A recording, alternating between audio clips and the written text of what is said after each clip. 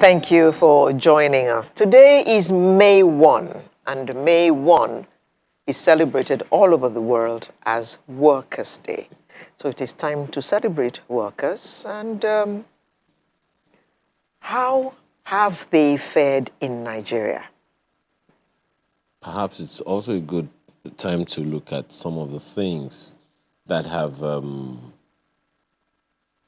brought us thus far as labor activities in Nigeria is concerned. Because just last year, the figures undulated a lot. The figures of those who are supposedly employed, or in fact, the new term I got just about a year ago is the employed, there's the underemployed, And there's the unemployed. Is that underemployed? I was like, okay, so what exactly does that mean? Well, the pandemic had a lot to do with that.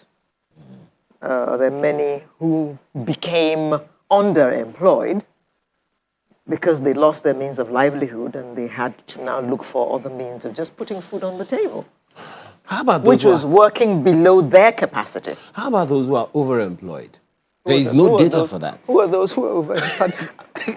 I think we need to ask the experts what overemployment because is. 40 hours a week means a little less than 6 hours a day. And isn't that enough? So, but there are those who work like 12 hours. Well, if the buck stops at your table, you better be ready to work 10 hours. After everybody is gone, then you start dealing with the files. I mean, bank MDs and things, they're in their offices till 8, 9 at night. Work weekends and public holidays. As you said, that's like... Anyway. Maybe you are also even overemployed. The guests. The guest list. I think I'm going to carry a placard very soon. Yes. To look at Labor Day with us this morning. By the way, we are also part of Labor. Just so you know. I'm a worker. Yes. We have the president of the Institute of Productivity and Business Innovation Management, Mr. Remy Dairo. He's with us here in Lagos. Good morning. Thank you for joining us. Thank you very much. You see what you've caused? He's just greedy.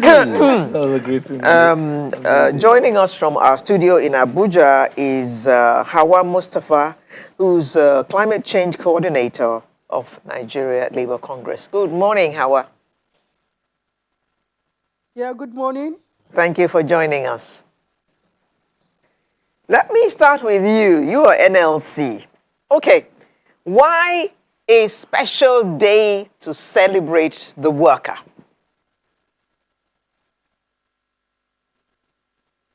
Thank you very much. Very interesting question. We have 365 days on the average in 1 year. Of these 365 days, the worker, in fact, there are some workers that work all through the year. Generally, workers work. If some are not working, others are on holidays. So for 365 days, workers are on the job. We set aside just 1 day of these 365 days to remember that there are people who are working and who by their labor, by their sleeplessness, by their hard work, by the effort that they put in, a lot of things are possible. We are in this studio today because somebody somewhere is handing a camera. Somebody somewhere has opened the gate. Somebody somewhere has cleaned offices, has done this or done that. And so there are people, somebody somewhere is doing the security work. There's a driver, a lot. And of course, you there sitting there, you are also workers. A lot is happening to make this possible. A lot happens to make everything possible in every sector, every day. The persons that make this happen are workers. And so to take 1 day in the whole year to remember that the importance, the value of these persons, and to recognize and appreciate them, I think is just okay. It's just perfect. Okay, Mr. Dairo, we are celebrating, in quotes, workers. But do you think that the Nigerian worker, specifically, has anything to celebrate? Minimum wage at 30,000 Naira. I don't know about his benefits, stuff like that. Does he get any social net? You know, let's talk about all those things that should make a worker happy. Is the Nigerian worker happy? I think two perspectives to that. We have the private workers, we have the public workers. Okay. In the private sector, there is a keen, interest in those areas. Some have keen interest in, employment contracts, health, taking care of, welfare and all that. Some. Coming to the public sector, it's just you get a job. Yeah, there are those things on paper. But generally, the question is Nigerian workers really happy? The minimum wage, just like you've said, some states have not been able to pay. Some states are even saying they can't even pay. The federal government is still, And yet, what is the value of that money? Can't buy much. A bag of rice is 28,000 naira. Exactly. So if in fact, if you divide, what we do in productivity is to divide the number of days or number of hours by the amount you collect at the end of the month. Yes. It's less than 1 naira. Less than 1 naira. Please. So No, wait. I mean, you can do the maths. So 30,000 divided by 8 hours in a day times 5 days. Do the calculation and then take it to hour. You discover that the worth of that it's mega. And we are even fighting on that. We are fighting on saying, okay, let them be able to pay, and then some states say they can't even do that. So that's by the side. Talking about welfare, health, security, it's only only selected secretariats that they have, probably federal government secretariats or state government that have vehicles to take their workers home. A lot of workers find their route back home. And then you talk about house rent, talk about children's school fees. The same things that other people face, the same challenge is what workers also face, when they get to go to market or go to school and all that. So you see, we are not yet there. And that is why there's a lot of brain drain. A lot of people are finding their path, finding a way out of the country to say, okay, where can I find, appropriate, if I give so much labor, how much can I get in return? Commensurate. Yeah. And you discover that when you get to the other side of the world, you work per hour. Yeah. And then you can calculate, if I do 10 hours, then I have this. And it's sure. Yes. And then if I sleep today, as I'm not going anywhere today, I've lost Zero income. Zero income. I know I can. But here, you are for 30 days, so to say. Well, on that. So there's issue on that. On that, some would also say the quantum of income in those other climes. Yeah. Can we compare it also to the quantum of taxation that they also have to face?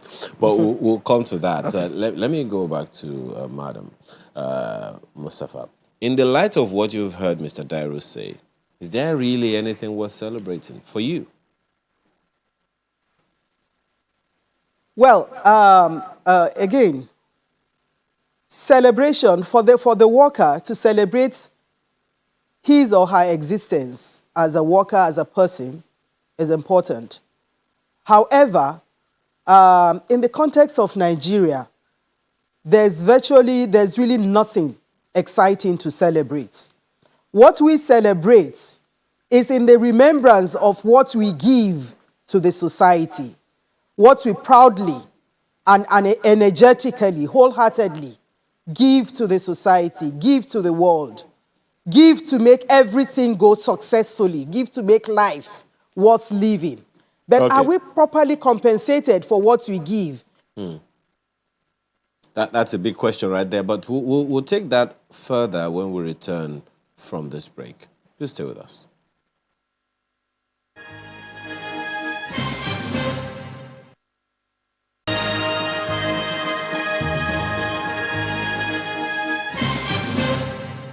Well, it's still sunrise. Mr. Dairo, let's look at some of the nitty-gritties now.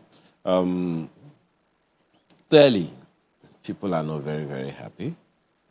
As you have also said, you have even made it worse by telling us that the worker gets how much per hour? I mean, it's less than 1 naira. Less than 1 naira per hour. You know, I saw a picture sometime, I think on Twitter in the course of the week, and someone posted 5 naira. Said, what can this thing buy now? Now, on the one hand is the purchasing power. On the other hand is the minimum wage. We know from data available to us from governments that the purchasing power is decreasing, government expenditure is rising, and the minimum wage is as it is. So if we are to raise issues in labor, what are those things that you would say are crucial issues for us to address as far as labor is concerned? All right, so the first thing is welfare, because motivation of the workers is very important. The workers motivated, they're going to do the work very well. And part of the motivation is to get appropriate tools. There's something called capital, capital machinery, capital tools to be able to be more productive. And today's productivity has gone beyond, oh, I'm just in the office, oh, I pack some files, or I do my work, and then I'm gone. Today's work has moved, beyond the physical, and because of pandemic, even before then and after. Now we use more of, data, use internet, work from home, and all that. But the question is, where are the tools? Are the employers of labor providing the tools for productivity? So, go and work from home, get results from home. But where's the laptop? Oh, if I have laptop, who's buying data for me? Oh, okay. And it's okay. I don't know. I don't care how you get it. Just get it done. Well, the argument an employer, for instance, might put up is, if you're working from home, you are no longer spending money on transportation. So it's not my fault. In the labor law, it is not the fault of the worker. Whatever thing that happens the situation that happens where you are not at work. For a time like COVID, it's not the worker's fault. In the labor law, you have to pay the worker and make appropriate thing that must be ready for the worker to work well. That is the labor law. So if I'm not at work, it's not that I don't want to be at work. You are the one that asked me not to come to work, or probably because of our health and all that. And because of that, what I'm saying here is provide appropriate tools. And sometimes tools are apps. Apps. Okay. Can you install the apps on our phone?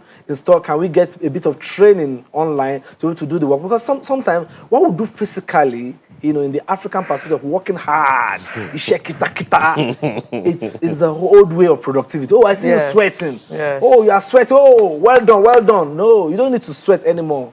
Technology has taken care of that. So I'm saying the employers of labor also must be able to provide the tools, appropriate tools. Number 3, it's money, salary.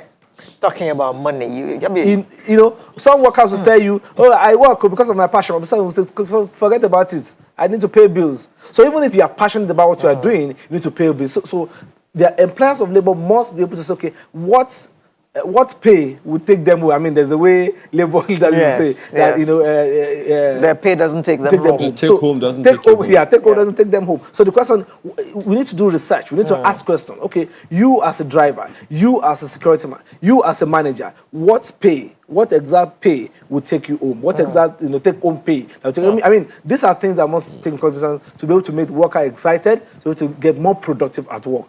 And let me also quickly warn, sometimes when there's no measurement, employers of labor are also complaining. Oh, you are working from home. I'm not even seeing what you are doing. Oh, you are working in the office. Some people even come to work from Monday to Friday, and we cannot really quantify their level of productivity because there's no measurement. So measurement is key. And why do we get measurement? You must have a goal. We must have, what to be done on Monday. What exactly are we looking for this week? What are we looking at this month? Then we can measure that to what the workers is. All right, well, just to give us this information that, of course, many of us are not unaware that the platform is happening today. And the platform is talking about, some national issues. So some of our platforms right now may be transiting to that, just so you are aware. So the program is still on. You can still get us on the terrestrial platforms. You wanted to ask a question. Okay. Mrs. Mustafa, the issue of pay is very important because of a lack of all the social things that we have spoken about. Your health is not taken care of. a lot of other things are not taken care of, like in other climes. So what you have in your hand, what is called the take-home pay, now assumes a gigantic importance here. So, a few short years ago, how many years ago? 30,000 Naira was approved as the minimum wage. 2019. Good. Is labor not always, doesn't it seem that labor is playing catch up all the time? Because as soon as that money is approved, the prices all go up in the market, and there are also other issues contributing. What is the value of that take-home pay right now with the dollar at 470 Naira? So are we going to see fresh agitations? One tatashe is 100 Naira in the market. One dorica of rice I hear is about 800 Naira or something, no, 1,002 or so. So what does the worker eat? He goes to the same market, but he goes with his 30,000 Naira. This is part of the dilemma of the Nigerian worker. That 30,000 Naira we're even talking about, there are so many states that are not paying that 30,000 Naira as we speak right now. Less than half of the states are paying the 30,000 Naira. Even those that are paying the 30,000 Naira, some of them are not even paying it consistently. Now, what does 30,000 Naira mean in the life of a worker who puts in about 20 days of work in a month? That 30,000 Naira amounts to barely 1,500 Naira per day, less than that, in fact. The average, what is the average cost of transportation? What does he eat? Even let's just take the worker alone as an individual person, without even the other members of the family, an average of, say, 3 children. Let's not even go into the standard average of 4. 3 children, probably 2 parents. And let us stop it at that point. With less than 1,500 Naira, you are expected to have lunch, you are expected to have dinner, you are expected to have breakfast. You are expected to transport yourself at least between your workplace and your house. You are expected to pay rent at the end of the month. You are expected, in case of health emergency, take your child or your wife or your parents or yourself to the hospital. There are no other facilities that help the worker to manage in terms of maybe something like a social protection to help the worker even when the actual wage is not enough. This actual wage we call take home does not even take the worker to the bus stop. It is supposed to be a take home pay, but it barely takes you to the bus stop. So what are you left with? The worker is left hanging even before the worker gets home. So there is a lot of frustration in the land. And part of the frustration is even what we see, manifesting itself in our youth. Because these youth are children of workers. And when you come home with certain demands and you see that your parents are in a sort of dire situation, they have not been paid salary for months, or the salary is coming in trickles, and you have demands even as a young child, as a young female or a young male, certain demands are not met. Your parents cannot even get to work, not to talk about you, the youth, even getting a job. And so these are some of the precarious situation of the Nigerian worker. And then I heard somebody say earlier around, what does the worker need? The worker needs decent work.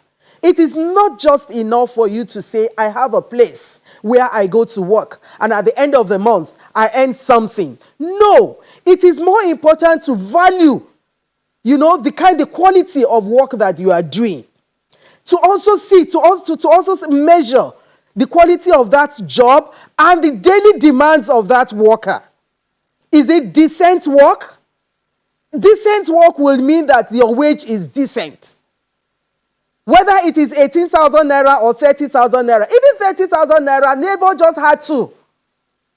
We just had to be lenient. We just had to compromise so much to arrive at 30,000 Naira. But on the basis of the research that we carried out, if a worker, the average worker in Nigeria, is expected to live a minimal decent life, you will require at least 65,000 naira per month to take care of your transport, to take care of a decent accommodation, not just the kinds of places, the kinds of ghettos that majority of our workers are living in, and the kinds of facilities in the environment where they are living in, the kinds of vehicles, the kinds of transportation that workers use to take to the office. Before you even get to the office, you are exhausted. First of all, you are hanging by the bus stop for about an hour or two, and you rush into the vehicle where you are standing for another 30 to 40 minutes or 1 hour before you get to your workplace. You're already drained even before you get to work because of the means of transport. Don't forget, you have already slept in a house that is just a house, just a roof that probably is leaking, that you have barely slept very well because of discomfort. And then you wake up through this. Then eventually you get to the workplace where there is the workplace environment is also not quite decent. There are so many workplaces where even basic facilities, basic convenience, facilities for convenience is not even available. There is no water. There is nothing to take care of even the women's, especially the young female workers, daily or monthly, practical needs. Not to talk about a woman a young lady who is pregnant, who needs some kind of rest, who eventually puts to bed and needs a kind of crutch around the office to give her peace of mind. The basic facilities that enable the worker to feel comfortable, to feel dignified as a person that is giving in so much to the society. It's not there. So it goes even beyond the minimum wage. It's a lot of things put together. Where is social protection? We talk about, for instance, National Health Insurance Scheme. It is very, very limited. There are a lot of, in fact, about 70% of health needs are not covered by that insurance, by that. What happens to housing? We talk about federal mortgage, the federal housing fund. More than 80% of workers are unable to access that fund. More than 80% of workers are unable to even send their children to decent schools based on their income. So what is there for the worker? It's not just about the minimum wage.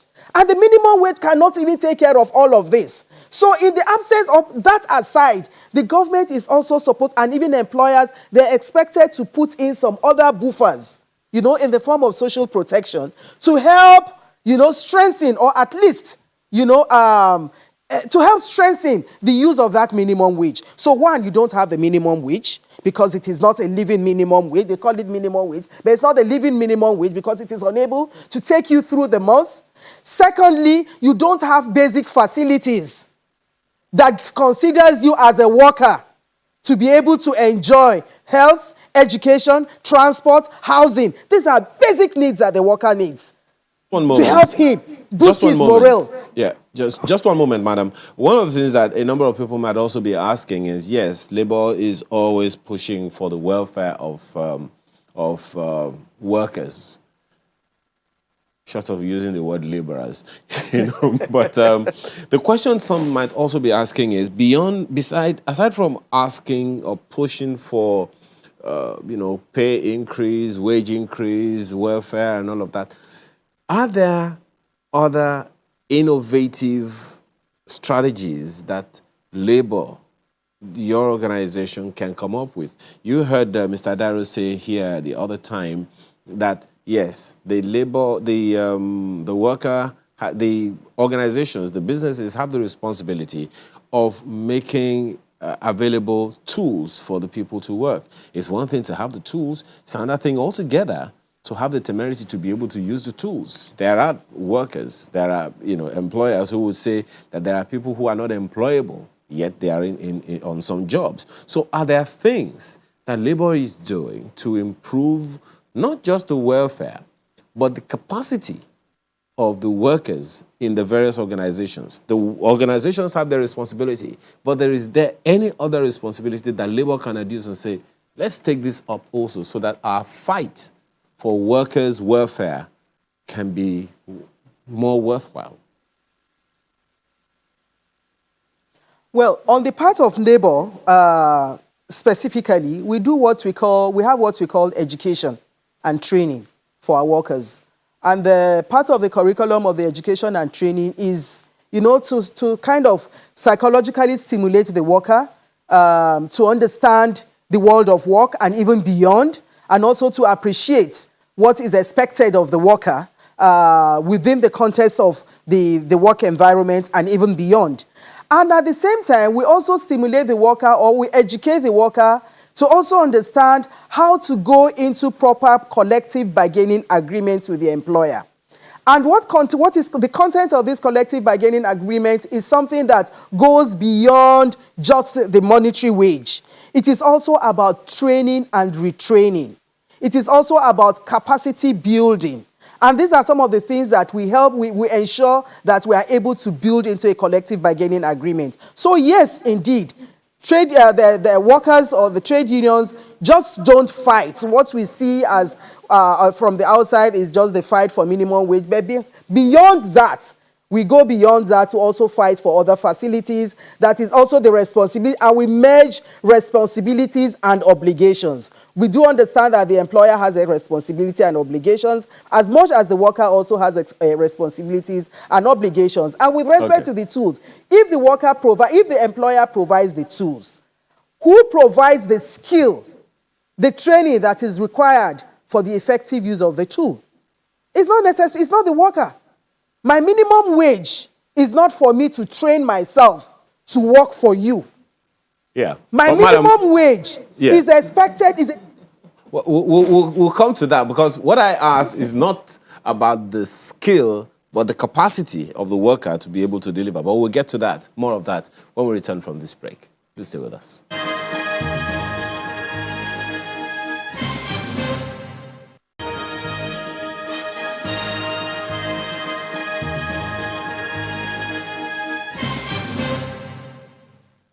Well, thanks for staying with us. We'll come back to you, Mrs. Mustafa, but let me bring you the same question, Mr. Dairo, about the capacity. You are into business innovation, so we'll come back to the responsibility of the organizations. But the capacity of the workers, you began by talking about the fact that we have at least three variations. Let's say three. You said two, but there are three variations. One are, the public servants, as civil servants who work in the federal and state and local government ministries and all. Then there are private businesses, private employees in private organizations, and then there are those who are self-employed. Those ones, labor can't fight for them again. But talking about the capacity, not just the skills now, but the capacity of the people who deliver the services. Do you think there is a responsibility for the unions? Well, the place of trainings is there, and the place of the skills that they will get from the trainings is there, but the capacity of the individuals that are going to go for the training themselves. Do you think there is any responsibility for the unions? I will slightly disagree with Madam in Abuja on that point that, it is the responsibility of the organization to provide training. I don't need to, train myself on the tools. Now, let me give you the truth or the facts here is, your competition as a worker today is global.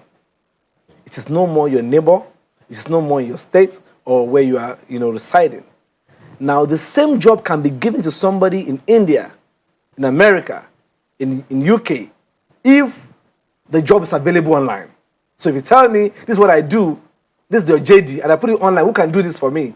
You will get other people who have built their personal capacity to take up that job. That already happens with the freelance. It's happening. It's happening. Yeah. So if you don't develop yourself personally, you are personally digging your grave at work, so to say. Yeah.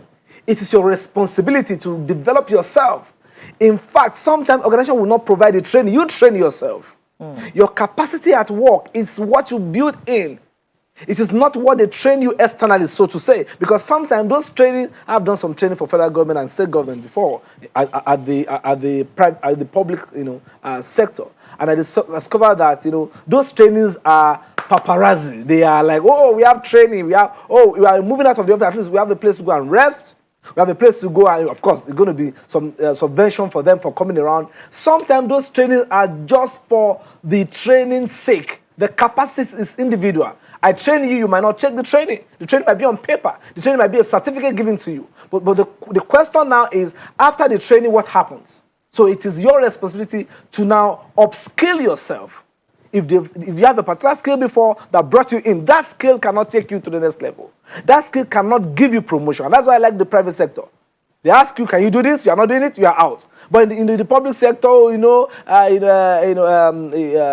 federal character, oh no, we're not allowed. Let's say people say hang around. Are you saying that the conditions of getting into the organizations is no longer viable? People have to have minimum first degrees and all of that? Because in the public sector, there are a lot of factors that bring you in. This federal character thing. Yeah. Okay. No, we need some people from this particular area of the country. They are not here. And then some people say, I'm sitting down here representing my zone or representing my state.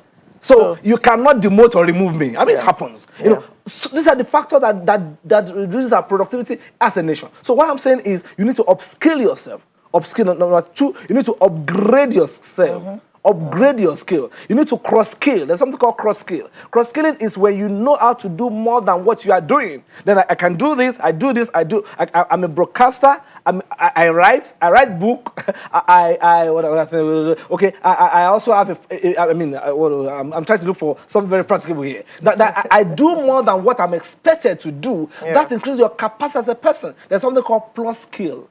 Plus skill is a skill that is not seen. It's a plus to the skill. It's the attitude to work. Sometimes you can be trained. Sometimes they can give you all the tools, and you have a wrong attitude to work. And you're like, they are working up there. I don't know the one chopping the money. Or guy they work, bamboo they work. Bamboo they chop. So that attitude can never move work. It can never be productive. Okay. In sense. Mrs. Mustafa. This question has come in from Festus Akimboywa. He said, what are the unions doing with the money they collect from their members? Are they helping their members to cushion the hardship they face? Yeah, I would like to answer that question. But before then, I think it's very important to engage Mr. Remy on the issue of capacity. You see, the part of the crisis of the world that we are living in today is this issue about competition. This thing about the craze for competition, the drive towards towards getting the best, both coming from the employers and the employees. Once upon a time, there are institutions that had their own training centers meant for their workers. The banks, for instance, will have a training center, even at the point of employment. You will first of all, once you have the basic criteria for employment, you are given a special training to fit into the specific demands of that workplace. Even in journalism, there is the Journalist Institute. It is not the worker that develops this institute.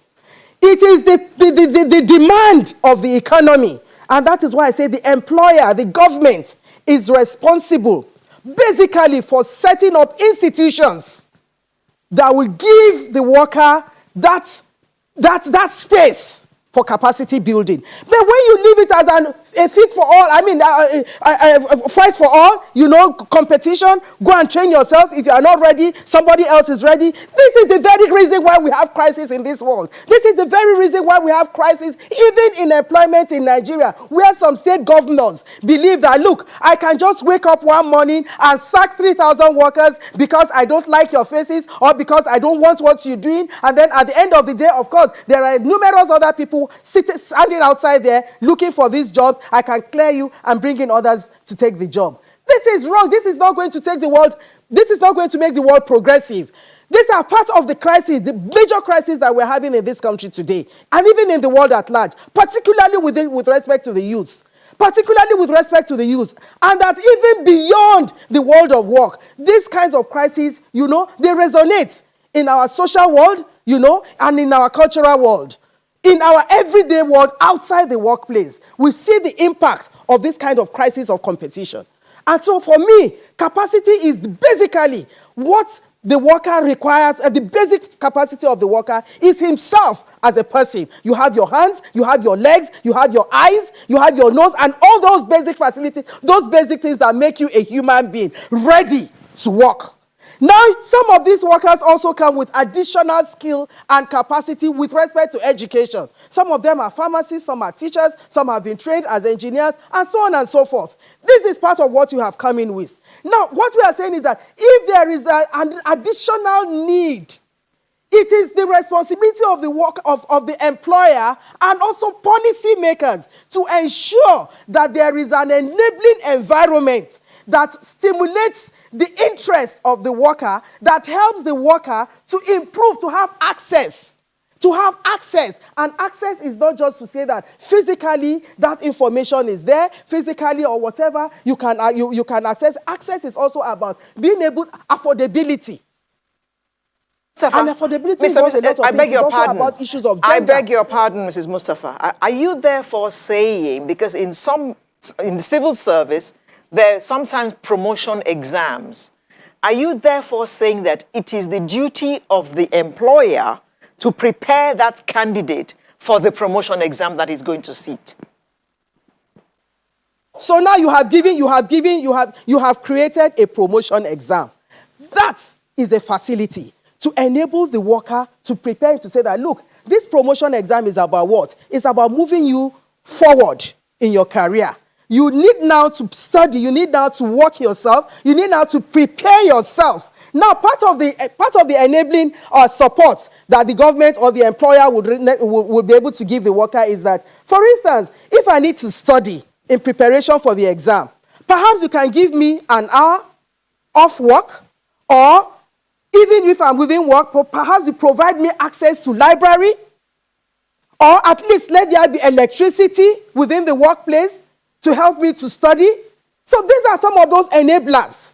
And we cannot say that, no, the worker, because you need to pass the exam, so you provide everything for yourself, the electricity, the time, and everything. No, but that there is the need for support. Mustafa, the worker realizes that, yes, I need to improve I have to cut you short. We've run completely out of time, and that, you know, is the nature of live television. We just have to round up now. We couldn't even take your closing statements. Thank you very much for coming. Mrs. Hawa Mustafa, Climate Change Coordinator, Nigeria Labour Congress, as well as Mr. Remi Dairo, President, Institute of Productivity and Business Innovation Management. Thank you very much for joining us this morning. Sunrise will return in just a moment. Do stay with us.